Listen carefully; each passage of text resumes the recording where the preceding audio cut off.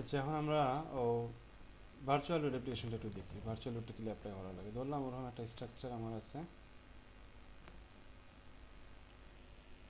Simply supported একটা বিম আছে, এদিকে একটা লোড আছে পি, এদিকে একটা লোড আছে কিউ। ওকে, এদিক থেকে এদিকে এলো 10, এদিক থেকে আবার 10, আর এদিক থেকে 10। এখানে আমার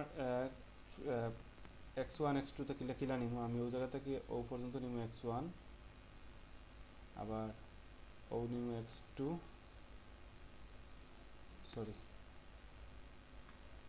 মাঝখানে একটা পয়েন্ট দিলাম, ওখান থেকে নিব x2, আর নিব সাইডটা আইব, এদিক থেকে আবার নিলাম x3,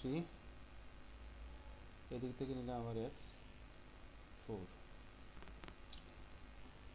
কিন্তু যখন আমি ভার্চুয়াল লোডটা অ্যাপ্লাই করবো, আমার ও মাঝখানে হইলো বি বিন্দু, মানে বি পয়েন্ট আমি হয়েছি ডিফ্লেকশনটা বার হওয়ার লাগে।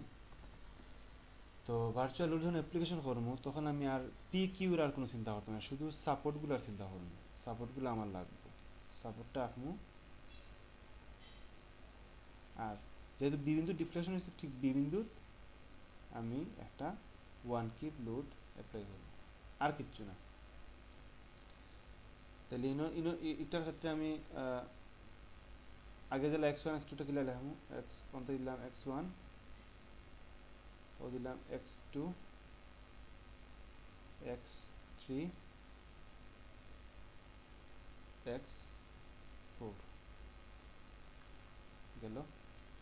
এখন যেহেতু বি বিন্দুত হয়েছে, বি বিন্দুটা মাঝখানো, তাহলে এইদিকে x1 এই পোর্শনে আইব একটা মুভমেন্ট m1, সরি m3, এদিকে হইব m4, এদিকে হইব m1, এদিকে হইব m2 গেল। এখন আমার ফ্রি বডি যদি আমি আঁকি, এফপিডি ফর x1 যদি আঁকি, x1টা কি লইব আমার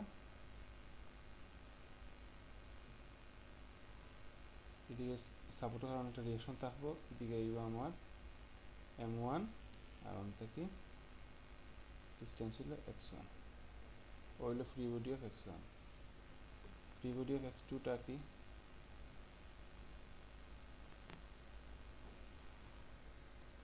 x2টা এখন কিনা ও আমার এদিকে হইলো রিয়েকশন, আর এই লেন্থটা হইলো আমার ঠিক মাঝখানে, এদিকে হইলো 10 ফুট আসিল, ও 10 ফুট, এদিকে হইলো x2।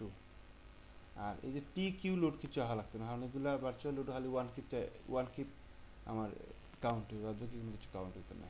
এদিকে হইলো আমার খালি m2 গেল। তাহলে আবার x3 লাগি, x3 লাগি দেখো, x3 লাগি উল্টা পায় ও যদি রুলার আসলে, যেহেতু ওখানে রুলার কারণে রিয়েকশন আইব, এদিকে হইব m3, ডিস্টেন্সটা হইব x3, শেষ। আর এফবিডি লাগি x4, x4টা সেম, এদিকে রিয়েকশন আইব, আর অন্য হইব 10 ফিট, অন্য হইব x4, এদিকে হইব m4, শেষ। That's it.